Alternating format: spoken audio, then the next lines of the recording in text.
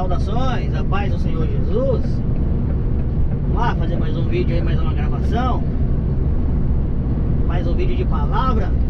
Bora, vem comigo.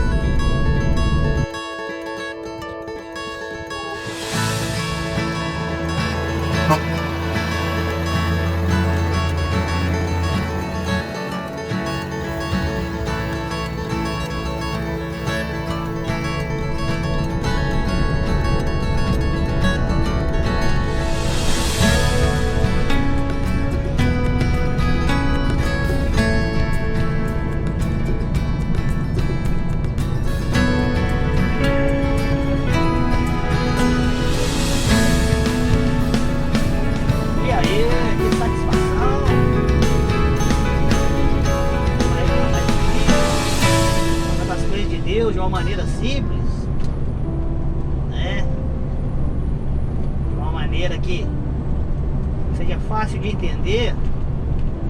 Eu quero falar hoje de um personagem bíblico, de uma pessoa que viveu, segundo historiadores, seria o primeiro livro da Bíblia, que é o livro de Jó. Quem nunca ouviu falar de Jó? Paciência de Jó, né? Na realidade, Jó não tinha era paciência, Jó tinha era Deus no coração, Jó tinha o temor a Deus. Pois bem, mas nós temos aí que entender, né, o contexto da história de Jó, porque nós sabemos mais a respeito da passagem de Jó do que o próprio Jó.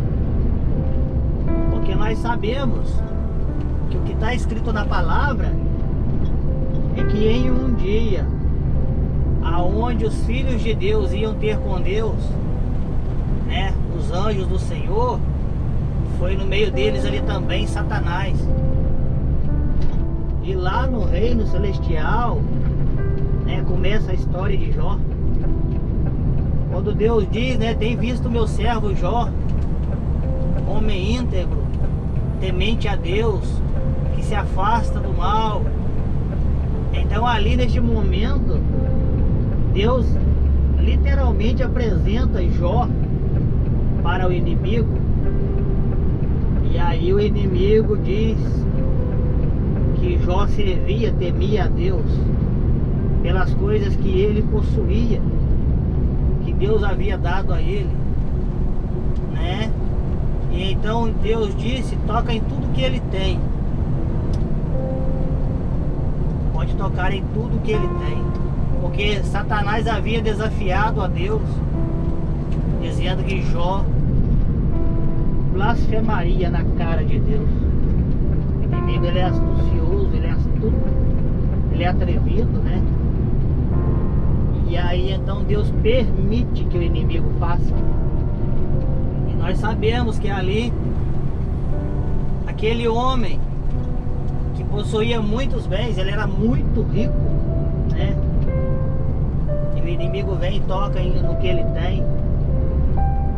Nós sabemos que aquele homem, ele possuía filhos e filhas, e que todas as vezes que havia uma comemoração na casa de um dos filhos, onde os filhos se reuniam, cada vez na casa de um filho, depois disso Jó fazia sacrifícios ao Senhor, para que se porventura os filhos tivessem pecado a Deus, diante de Deus, Deus pudesse perdoar.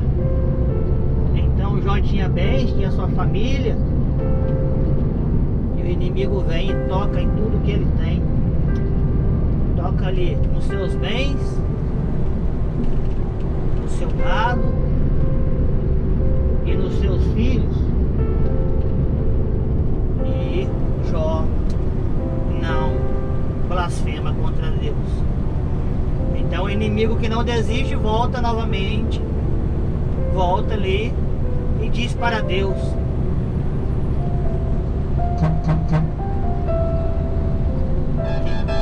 toca em Jó, toca na sua saúde, toca no teu corpo.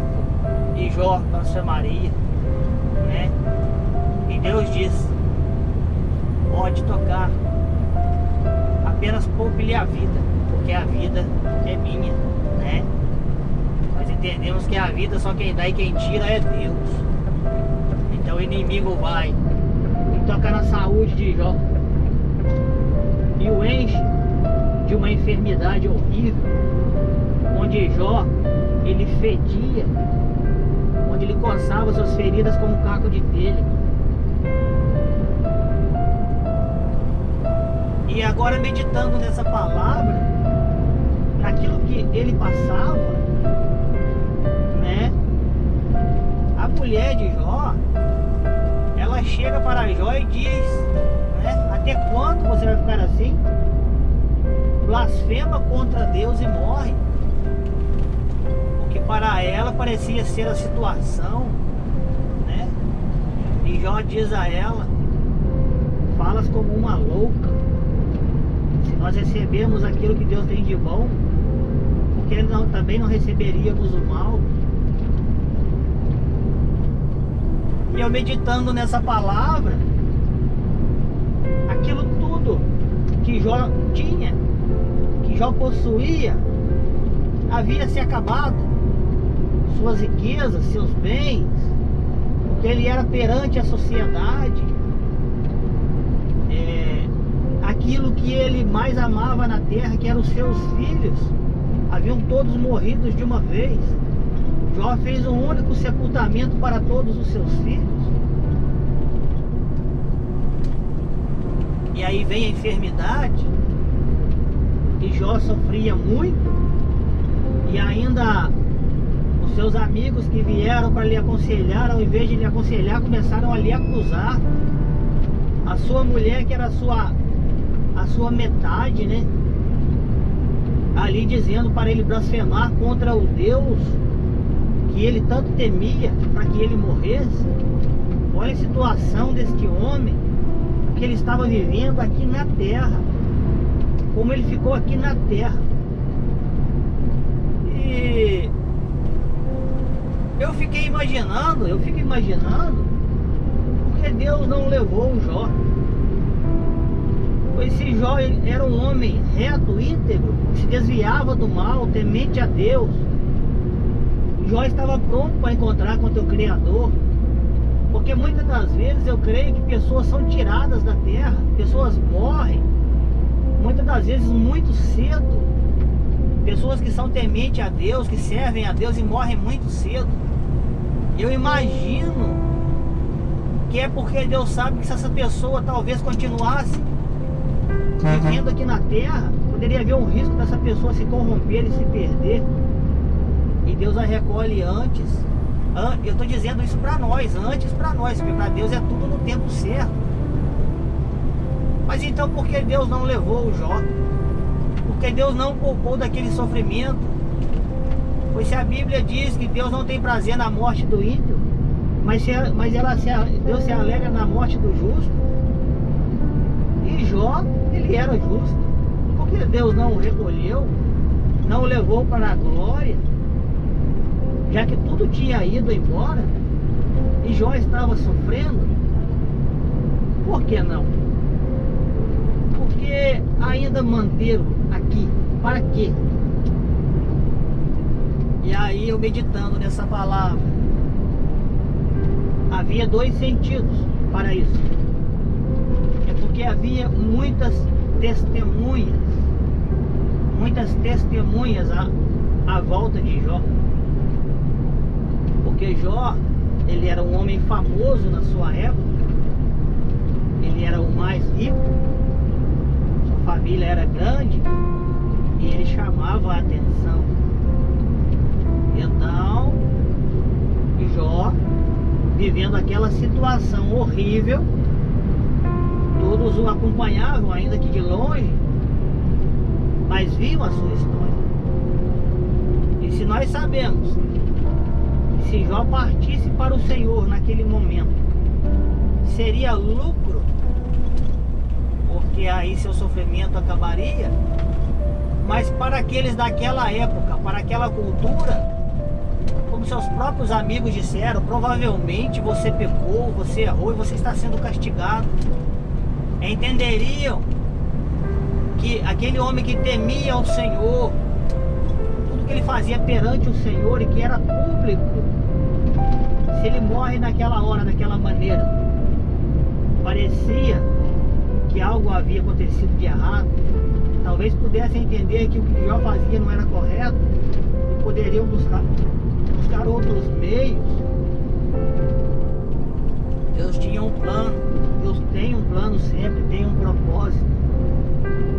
E aí então, Deus usa a história de Jó. Deus vai usar a história deste homem para nos ensinar várias coisas. Que muitas das vezes,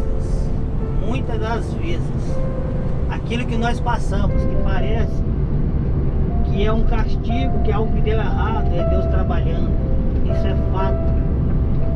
É Deus nos preparando. A palavra do Senhor, ela vem relatando na história de Jó, que quem agiu na vida de Jó para destruí-lo literalmente foi a mão de Satanás. Deus permitiu que Satanás trabalhasse na vida de Jó. Deus deu a permissão e Satanás o fez. Mas eu quero ir logo para o que ele disse quando tudo ele perdeu.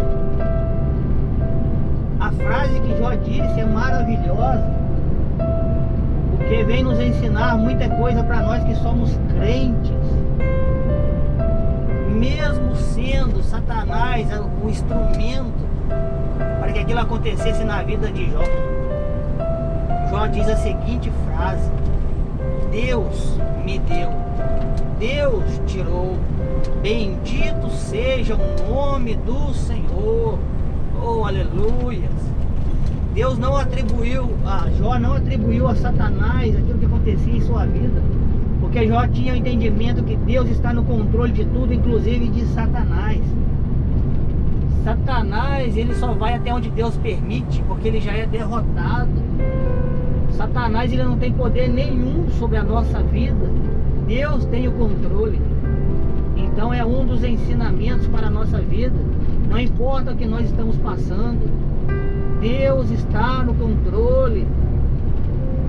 Nós não temos que lutar contra Satanás. A Bíblia nunca nos mandou lutar contra Satanás.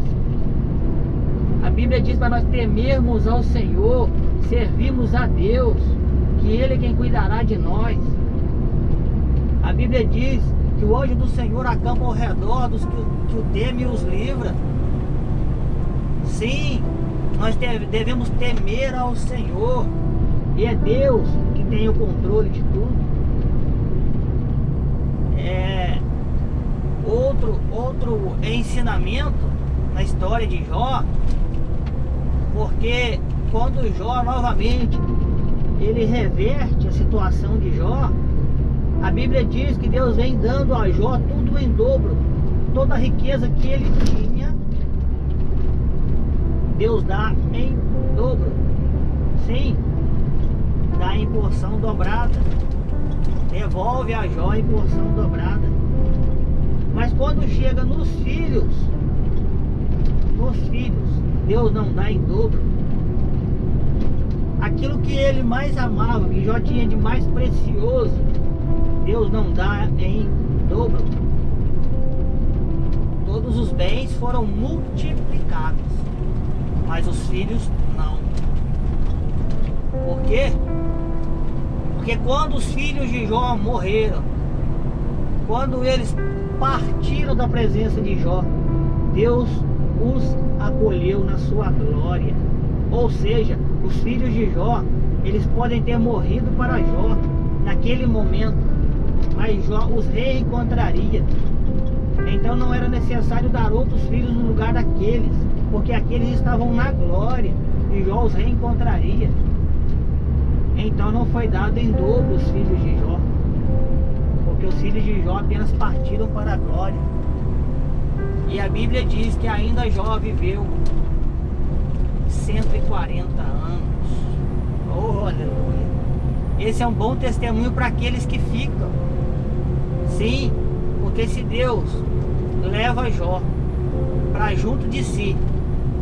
Os que aqui estão, que seríamos nós, não ficaríamos sabendo de quão poderoso, quão glorioso Deus é.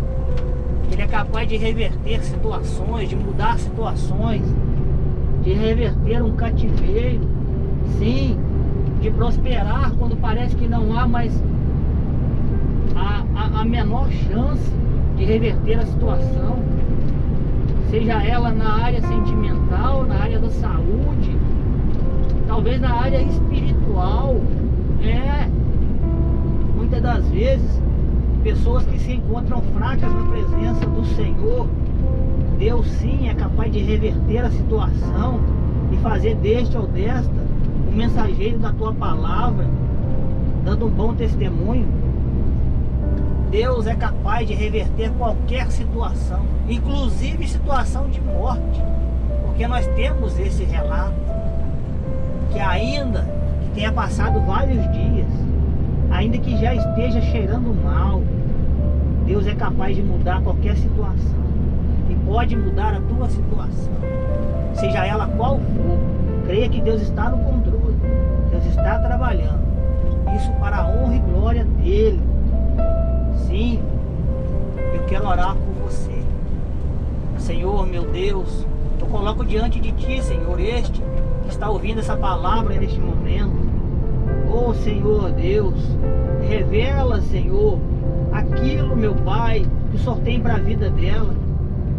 Sim, meu Deus e Pai, que o Senhor possa, meu Pai, se manifestar na vida dela no momento certo, para que ela entenda que o Senhor sempre esteve no controle, que não há situação que não possa ser revertida, e que o Senhor está trabalhando e não é de agora, é desde o começo, meu Pai. O Senhor está no controle dessa situação.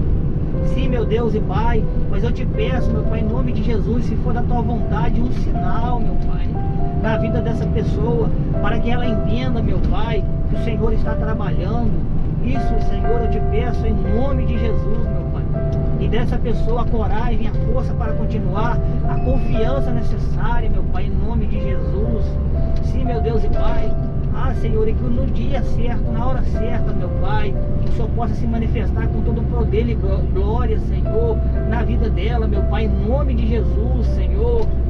E que ela creia, Senhor, a partir de agora, meu Pai, que o Senhor já está no controle, Senhor. Isso para a tua honra e a tua glória, meu Pai, em nome de Jesus. Eu digo a você, espera no Senhor, confia no Senhor, desesperar jamais, jamais.